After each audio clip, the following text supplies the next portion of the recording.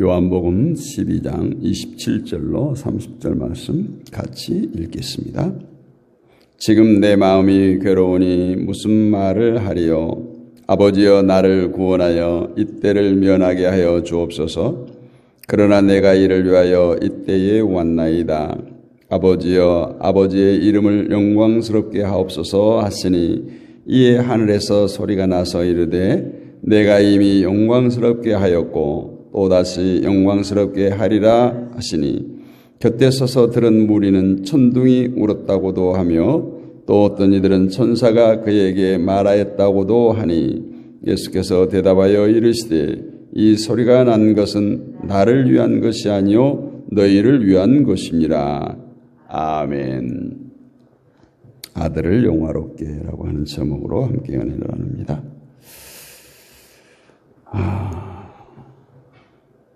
자신을 위해서 살아가는 우리 인생들, 기독교인들을 포함한 모든 사람에게 있어서 자신을 부인한다는 것은 참으로 어려운 일이 아닐 수가 없습니다.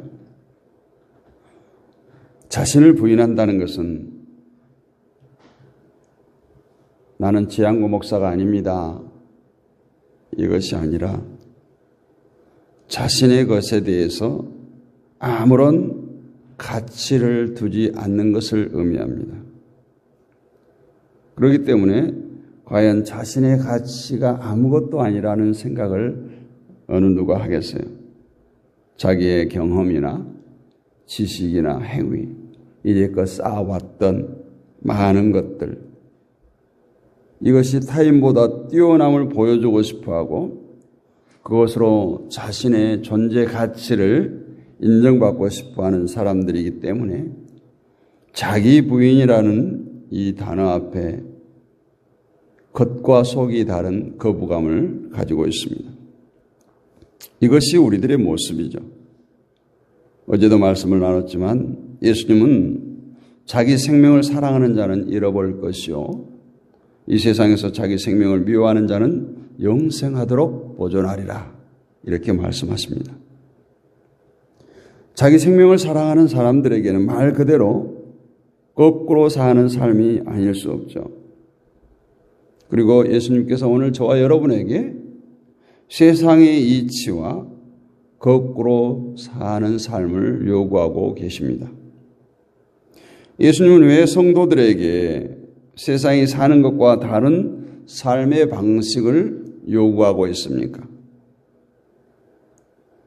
그것은 성도는 예수 그리스도를 따르는 존재로 부르심을 받았기 때문에 예수님을 따라가는 삶을 통해서 예수 그리스도를 증거하는 것이 성도에게 주어진 삶의 몫이기 때문에 자기 생명을 사랑하는 상태로 예수님을 따를 수 없기 때문에 자기 생명을 미워하고 자기를 부인하라고 말씀합니다. 그래서 26절에도 사람이 나를 섬기려면 나를 따르라. 나 있는 곳에 나를 섬기는 자도 거기 있으리니 사람이 나를 섬기면 내 아버지께서 저를 귀히 여기시리라고 말씀을 했습니다. 이 말씀대로 아버지가 귀하게 여기는 자는 바로 예수님을 섬기고 예수님을 따르는 자다 이거예요. 마태복음 16장 24절에 우리가 잘 아는 말씀이 나옵니다. 이에 예수께서 제자들에게 이르시되 아무든지 나를 따라오려거든 자기를 부인하고 자기 십자가를 지고 나를 따를 것이니라 이렇게 말씀합니다. 예수님은 제자들에게 나를 따라오거든 자기를 부인하라. 선행 조건.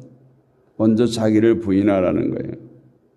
자기를 부인하지 않고는 나를 올바로 따를 수 없다라는 것이 전제되어 있습니다. 그 이유는 예수님이 가신 길은 고난의 길이요 십자가의 길입니다. 곧 자기의 모든 것을 포기하는 길이기 때문에 예수님과 함께 가는 그 길은 예수님처럼 자기를 부인하지 않고는 예수를 따라갈 수가 없다라는 것이에요. 그러나 그 십자가의 길, 고난의 길에는 분명히 진리와 영생이, 영광이 있습니다. 그런데 예수님의 십자가의 길에는 예수님 자신의 영광이 없었어요. 예수님은 십자가를 지면서 내가 이렇게 희생하면 많은 사람들이 나를 존경하겠지라는 그런 계산을 가지고 십자가를 지신 것이 아니에요. 예수님은 다만 아버지의 뜻에 순종했던 거죠.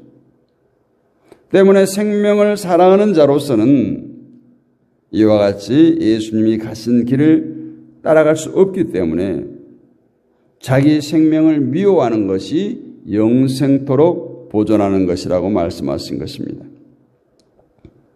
성도에게 중요한 것이 그래서 예수님이 누구신가를 잘 아는 거예요. 그분이 가신 길이 어떤 길이었는가를 아는 것입니다.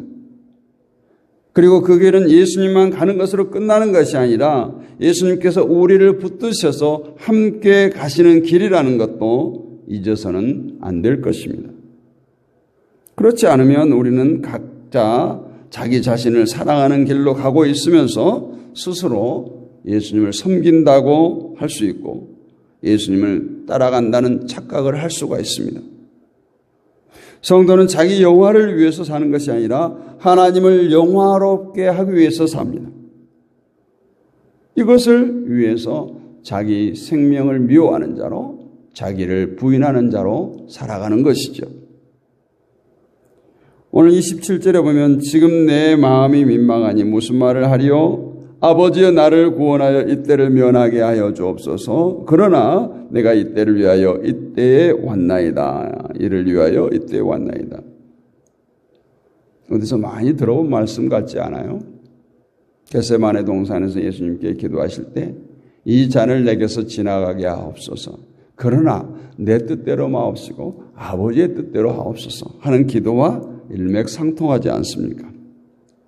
아버지여 나를 구원하여 이때를 면하게 하여 주옵소서라고 하는 말은 지금 십자가의 고통을 면하게 해달라는 뜻이에요. 그러나 이것으로 끝나는 것이 아니라 뒤에 내가 이를 위하여 이때에 왔나이다 이렇게 말씀합니다. 이것을 보면서 우리가 왜 예수님께서 이런 이야기를 하고 있는 것인가 의문을 품고 우리가 더 깊이 들어가 봐야 되겠습니다. 27절 말씀을 보면 예수님이 나약함을 드러낸 것으로 비춰지기도 합니다. 그런데 예수님은 결코 나약하신 분이 아니죠. 강하신 분입니다. 그런데 왜 이때를 면하게 해달라 말씀하셨던 것일까? 실제로 인간의 몸으로 오신 예수님도 나약하심을 보이기 위해서 하신 말씀이겠습니까? 결코 그렇지 않습니다. 그 뒤에 구절을 읽어보면 그렇지 않다는 것을 알 수 있죠. 예수님께서 27절에 그와 같은 말씀을 하실 때 하늘에서 소리가 났어요. 오늘 30절 말씀을 보면 예수께서 대답하여 가라사대 이 소리가 난 것은 나를 위한 것이 아니요 너희를 위한 것이다. 하늘에서 소리가 난 이후에 많은 사람들이 수군수군댑니다. 이 소리가 무슨 소리인가? 천둥소리인가? 우레소리인가? 천사들의 노래소리인가? 결국 이 모든 초점이 제자들에게 맞춰져 있다라는 거죠. 나를 위한 것이 아니라 너희를 위한 것이니라. 이때를 면하게 해달라는 말씀하시는 것도 실제 십자가에 대한 예수님의 속마음을 드러내는 말씀이 아니라 무엇이 아버지께 영광이 되는 것인가를 보여주기 위함임을 알 수가 있어요. 다시 말하면 아버지께 영광이 되는 것은 내 뜻이 있음에도 불구하고 그것을 포기하고 오직 아버지의 뜻에 순종하는 것임을 가르치는 거예요. 사람은 하나님의 뜻에 대해 갈등하게 되어 있어요. 우리 어제 박길래 목사님 설교 중에 아주 좋은 말씀을 하시다. 답답하다. 답답하다. 답이 두 개 있어서. 아무리 하나님의 뜻이라도 해도 우리는 내게 손해가 되는 것, 그 사이에서 갈등한다는 거예요. 답답해한다는 거예요.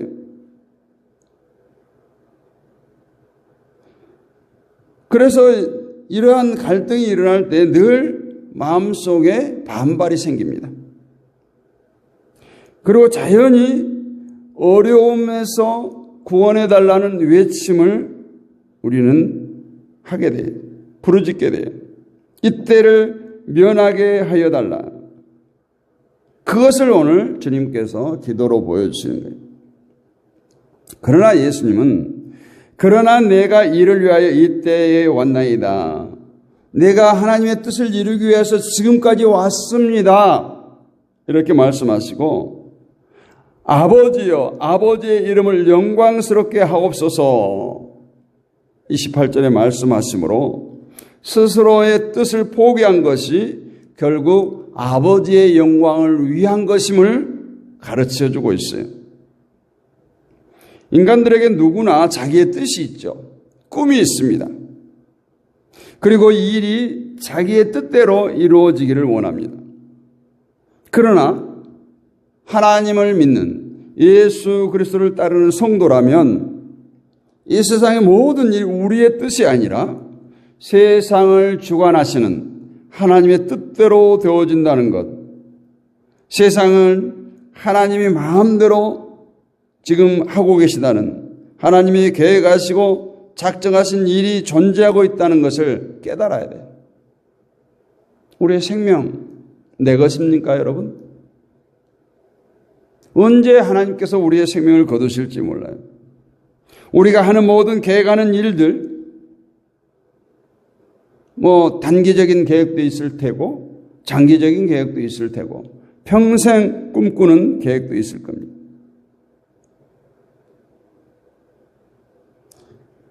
우리는 그 일을 위해서 열심히 달려갑니다. 그런데 하나님은 하나님의 일을 위해서 자기 백성을 택하시고 부르셔서 이 세상에 있도록 하셨어요. 그러므로 우리가 믿음은 하나님의 뜻 안에서 자기의 뜻을 포기하는 것을 의미하는 것이고 그것이 곧 아버지께 영광이 된다라는 거예요. 아버지여 아버지의 이름을 영광스럽게 하옵소서라는 말은 아버지의 뜻대로 일하시라는 거예요. 내 삶을, 내 계획을, 내 모든 꿈을 하나님 아버지께 맡깁니다. 알아서 해 주십시오. 하나님께서 예수님을 이 세상에 보내신 것은 자기 백성을, 택하신 자기 백성을 구원하시기 위함입니다. 그것을 위해서 예수님은 반드시 필연코 십자가에 죽으셨어야 해요. 그것을 아는 예수님이 아버지의 뜻대로 그대로 일하실 것을 말씀하고 있습니다.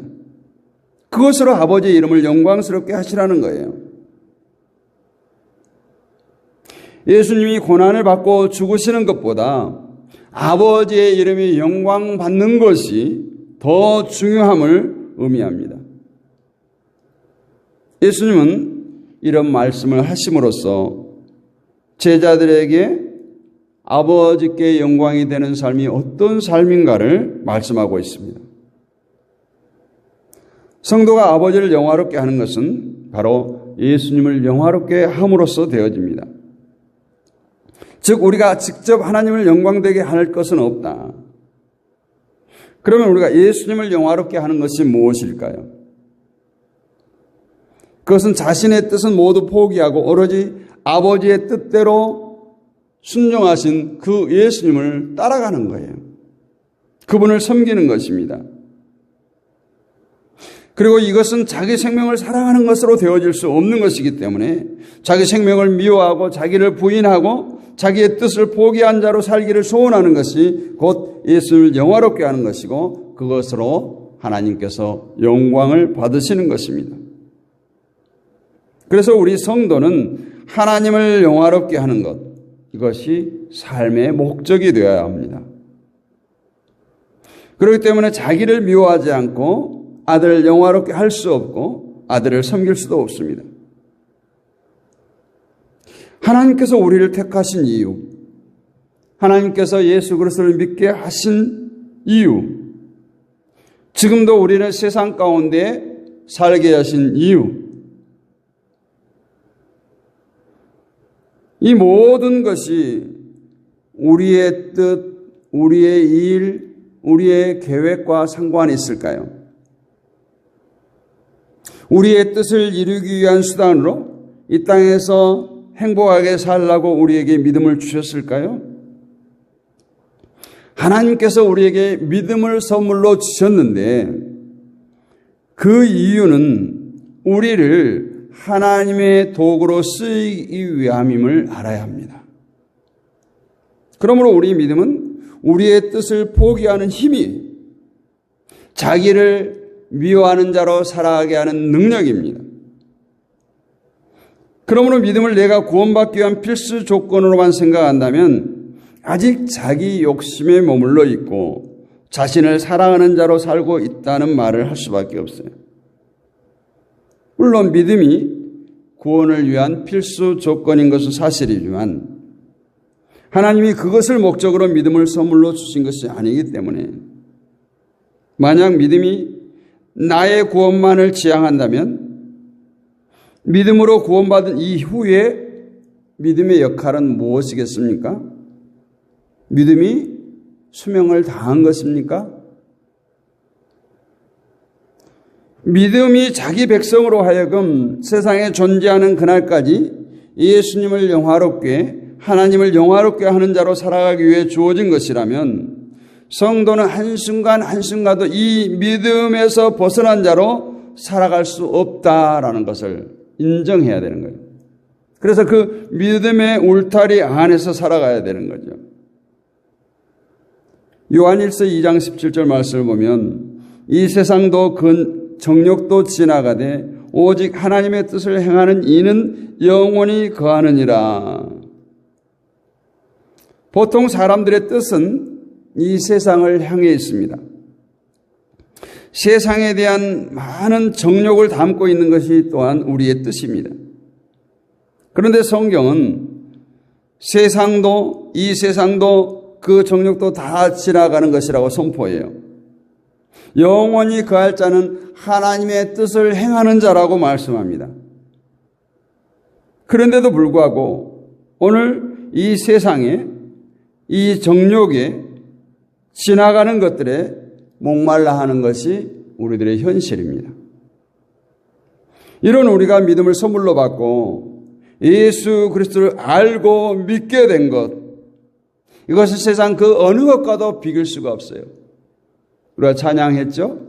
주 예수보다 더 귀한 것은 없습니다. 이 세상의 부귀, 영화, 명예 그 어떤 것도 바꿀 수가 없어요. 제가 오늘 94장 찬양을 부르면서 옛날 찬송가, 옛날 찬송가예요. 거기에 보면은 찬송가 가사가 주 예수보다 더 귀한 것이 아니라 주 예수보다 더 귀한 분은 없네 이렇게 돼 있어요. 엄청난 우리 이 어법에 수식하는 것의 차이죠. 주 예수보다 귀한 분은 뒤에 나온 것들을 수식하는 말이에요. 그러다 보니까 뒤에 나온 것들이 뭐예요? 사람이 아니에요. 부귀, 영화, 명예, 세상의 행복. 그러니까 어느 때 찬송가 가사를 올바르게 표기했어요. 이 세상에 주 예수보다 귀한 것은 아무것도 없어요. 행여라도 여러분 마음에 그 어떤 것을 품고 있습니까? 주님보다 귀한 것을 품고 있습니까? 버리시기를 원합니다. 자기 생명을 미워하는 자로 살아가기 위해서는 예수보다 그 어떤 귀한 것도 없어야 되는 거예요. 그냥 찬양이니까, 가사니까, 그냥 읊조리는 것이 아니라 이것이 정말 나의 신앙 고백이 되어야 되고 이것이 결단이 되어야 됩니다. 성도는 하나님을 영화롭게 하는 자로 세움받았어요. 그 하나님을 영화롭게 하기 위해서는 아들로 오셔서 십자가의 고난의 길을 걸어가신 그 예수님을 따라감으로써 우리는 하나님을 영화롭게 하는 것입니다. 비록 그 길에 손해가 있을 수 있어요.